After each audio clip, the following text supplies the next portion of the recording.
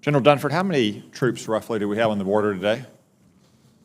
Senator, we have approximately 4,000 in a Title 10 status, and we have approximately 2,000 in a Title 32 status. How many do we have in the DMZ on the Korean Peninsula? We have a total of 28,500 in Korea. And they're all pretty close to the DMZ, but we have a lot that are right up on the DMZ too, correct? We do, Senator. How many do we have today in the Baltics and Poland, nations that border Russia?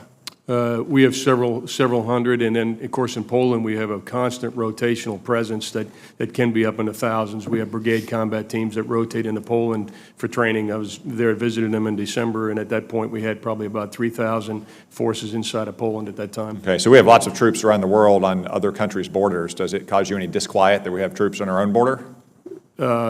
It does not cause me disquiet that we have troops on the border, Senator. Thank you. Let's turn to the budget. The budget has a very large request for the Overseas Contingency Fund, $174 billion. I think that's probably about $100 billion more now than what we spent this year. That obviously is a big patch to try to get around the Budget Control Act of 2011.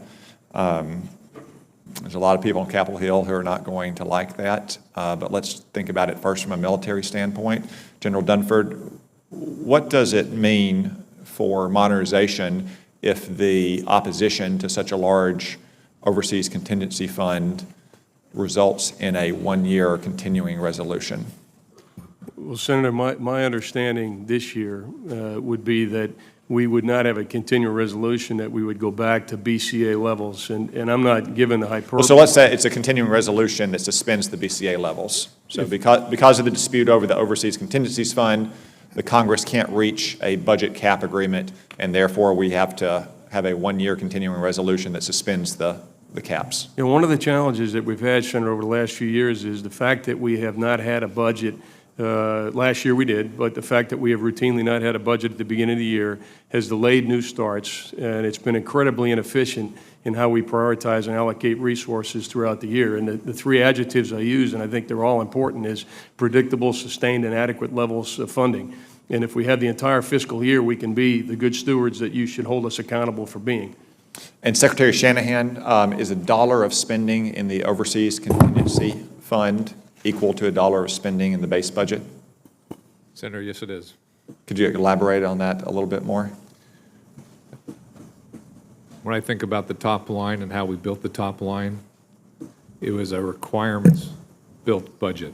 So every dollar in the budget is based off a derived requirement. So how we package the money doesn't change how we built the budget. So the color is indifferent to what it is we would put the money towards. If the Congress could reach a budget cap deal, though, and have that money in the base budget, would that be better off for the Department of Defense? Be much better off. Can you explain why that would be better off? For a number of reasons. I think and I'll ask David to comment on this, but it's in the out years when the base budget gives us the predictability and the stability the chairman just spoke to. That not only gives us internally the stability to do our planning, but also our partners and the industrial base, their investment and their planning and their sizing, they have confidence that that continuity of money will continue. David? Yeah, that's probably a good question for the comptroller. Could you just explain the efficiency of spending $1 in the base budget versus $1 in the OCO budget, especially in the out years?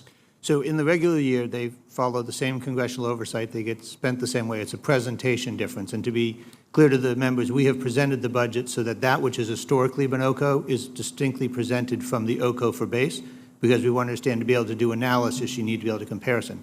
But when you go to the out years, what people look at is what numbers can we expect in the out years. It is easier to project, and we have done that in the past, and you'll see in some of our presentations a different base and OCO mix in the out years when you get to the point where all that is OCO is the contingency versus the OCO for base and others.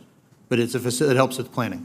Yeah, I'd say the reason we're in this bind is a law against which I have inveighed for many years, the 2011 Budget Control Act. I hope that we can get another and final two-year cap deal.